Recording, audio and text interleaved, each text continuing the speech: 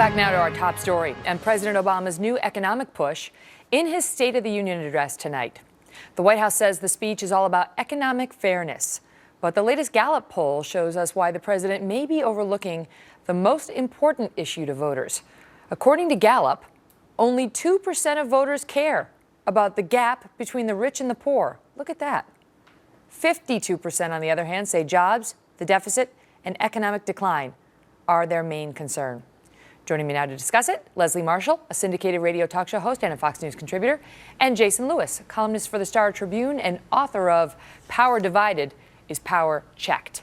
Okay, panel, so this is interesting because this is a message we've heard repeatedly from the Occupy protesters to the White House, Leslie. They have been talking about wealth inequality, income inequality, and yet the latest Gallup poll shows only 2% of those surveyed thought this was an issue at all, and now the president's going to devote the State of the Union to that as a main theme. Is he making a misstep? No, although it's a main theme, it's not the only thing he's talking about. He's going to talk about job creation through renewable energy. That would be clean, green jobs. He's also going to talk about job growth if we have tax reform. What he needs to present to the American people, the majority of those 52% that say jobs are their concern, and the majority of voters are the middle class, are the working class. He, as the president, not only for the past 4 years, but hoping for himself, and we Democrats for the next 4, is basically saying, this is where we're at. This is where I've taken you thus far. Well, this is where we want to go. The other guys, the other guys. What's news is this focus. I mean, this is not a throwaway. This focus on economic fairness. Everything they put out has said this is going to be a main theme. This is a main theme of tonight's address, according to those who are helping him craft it. And they talk about how it's going to be a populist cry for economic fairness.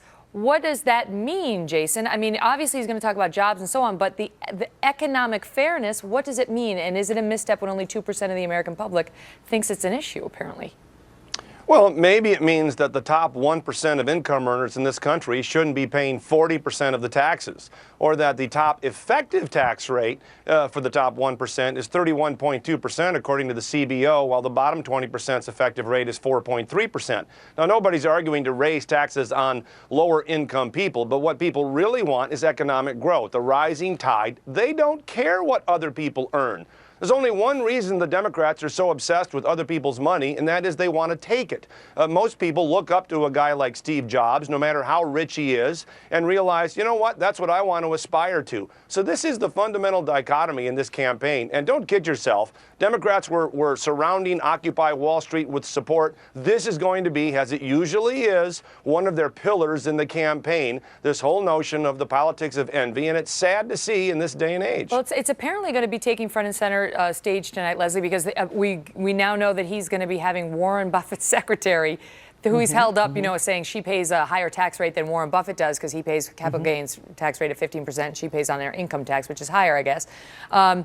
In the box with the first lady. So he's obviously going to make an issue out of this. But let me ask you, Leslie, where does the president go with that message? Because he's got to translate that into, it's not fair. The secretary pays a lower rate than Warren Buffett. And so this is what I'd like to do. How do you finish that sentence if you're President Obama? When you are running for re-election, and the two top guys right now, Mitt Romney, who pays approximately 15% in taxes, which is below what a lot of Americans pay, like the Warren Buffett and his secretary example. And when you have Newt Gingrich, who benefited personally, financially, almost $2 million from Freddie Mac, when so many Americans lost their homes as a result of that very entity, the bottom line is the American people need to say, look, I want to stick with this guy, albeit slow, that we have economic growth and the unemployment rate is going down, or do I want to vote for the other guys who, on the backs of job loss, job sent and outsourced overseas, had personal growth, and with the Bush tax credit, still did not create jobs and still did not stimulate the economy. He needs to point that out again and again. Leslie, Go ahead, Jason.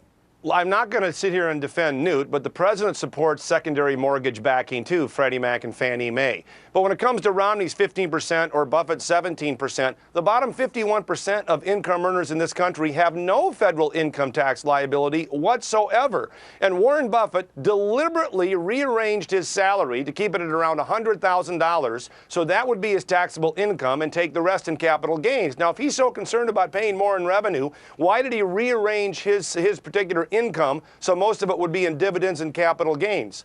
That seems to be a little bit hypocritical here. Well, I want to ask finally, Leslie, because you raised the issue of Mitt Romney and his corporate tax rate, that is about 15%. Now, we've seen it in the tax returns. And if that's where the president is going with this, you know, that's not fair that he paid 15% and the secretary of Warren Buffett paid a higher rate, who is to blame for that? I mean, you seem to be blaming Mitt Romney, but if you had capital gains income and you could pay the 15% tax on that, wouldn't you do it? I mean, it's the law that is set up that way for him, Leslie. Yeah, but Megan, this isn't about blaming the person. Because no, I'm not blaming Mitt Romney. Mitt Romney did what he did. By the way, Newt Gingrich wants to eliminate capital gains. Mitt Romney would have 0%. The bottom line is that Americans, left and right, want tax reform. But the Republicans aren't working with the Democrats to get this done for the American people, which could lead to job growth, which the president will point out tonight. And that's where there is that divide between, do you want to stick with me and here's where I want to go, or do you want to go with those guys?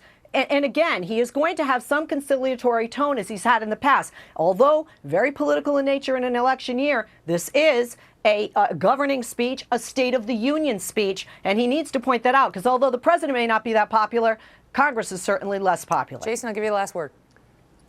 How about, Leslie, a 17% flat income tax rate along with a 17% capital gains rate?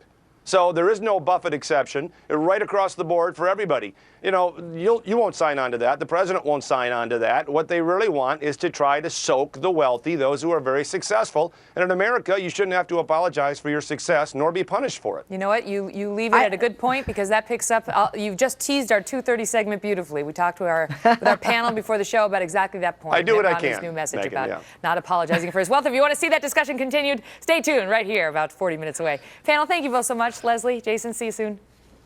You bet. Thanks, Megan.